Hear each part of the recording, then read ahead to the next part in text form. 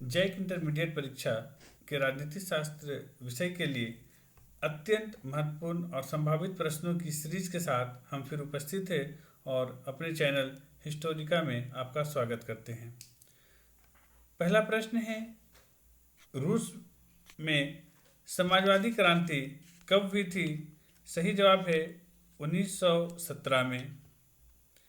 अगला प्रश्न, जनता ने बर्लिन की दीवार को कब गिरा दिया? सही जवाब है 9 नवंबर 1989 में, जब इस दीवार को गिरा दिया गया और जर्मनी जो है वह एक हो गया। अगला प्रश्न है, सोवियत राजनीतिक प्रणाली की धुरी क्या थी? तो वहाँ पर कम्युनिस्ट पार्टी का वर्चस्व था और वो कम्युनिस्ट पार्टी ही पूरे देश की व्यवस्था को चलाती थी। अगला प्रश्न है, सोवियत संघ में कुल कितने गणराज्य शामिल थे? सही जवाब है 15 गणराज्य। नेक्स्ट, 1979 में सोवियत संघ ने किस देश में हस्तक्षेप किया, यानी किस देश में उन्होंने हमला किया था और काफ़ी दिनों तक ये संघर्ष चलते रहा? और तो सही जवाब है अफगानिस्तान। अगला प्रश्न है, सोवियत संघ के पतन के समय राष्ट्रपति कौन थे? जवाब है मिखाइल गोर्बाचेव। इनके कार्यकाल में ही सोवियत संघ जो है कई हिस्सों में बंट गया था। अगला प्रश्न है, किसके नेतृत्व में दिसंबर 1991 में रूस, यूक्रेन एवं बेलारूस ने सोवियत संघ की समाप्ति की घोषणा की?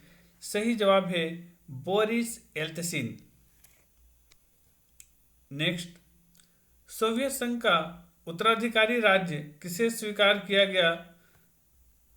सही उत्तर है रूस। रूस को ही यूएनओ में सोवियत संघ को जो अधिकार प्राप्त था वह सीधे रूस को हासिल हो गया।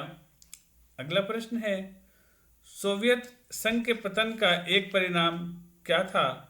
तो सोवियत संघ के पतन का एक परिणाम यह था कि इसी के साथ शीत युद्ध की समाप्ति हो गई, यानी अमेरिका और सोवियत संघ के बीच जो लंबे अरसे से युद्ध चल रहा था, शीत युद्ध सेकंड वर्ल्ड वॉर के बाद से, वह सोवियत रूस के पतन के साथ ही सोवियत संघ के वह समाप्त हो गया। अगला प्रश्न है, मालदीव कब गणतंत्र बन गया? सही जवाब है 1968 में, जब वो सल्तनत से हटकर गणतंत्र के रूप में अपने को स्थापित किया।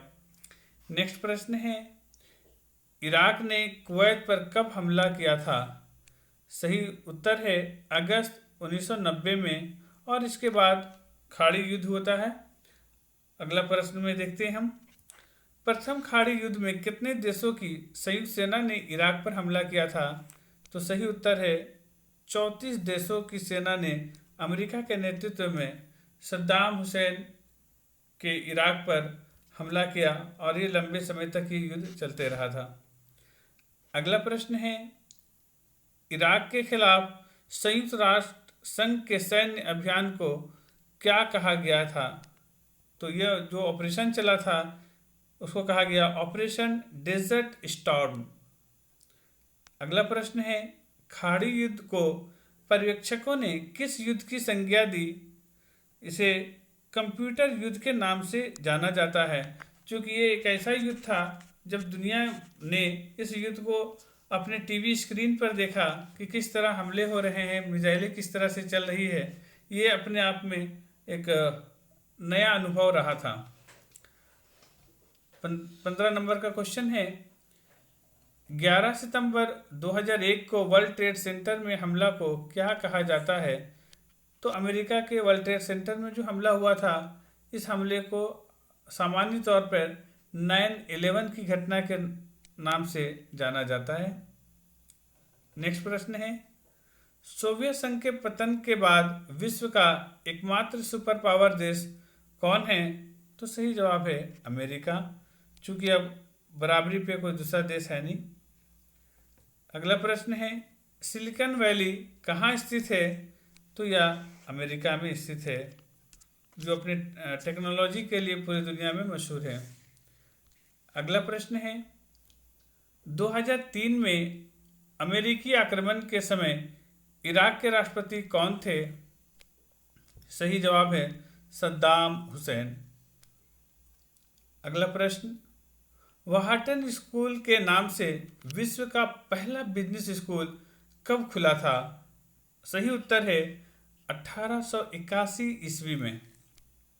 अगला प्रश्न, ऑपरेशन इराकी फ्रीडम में अमेरिकी अगुवाई में कितने देश शामिल थे?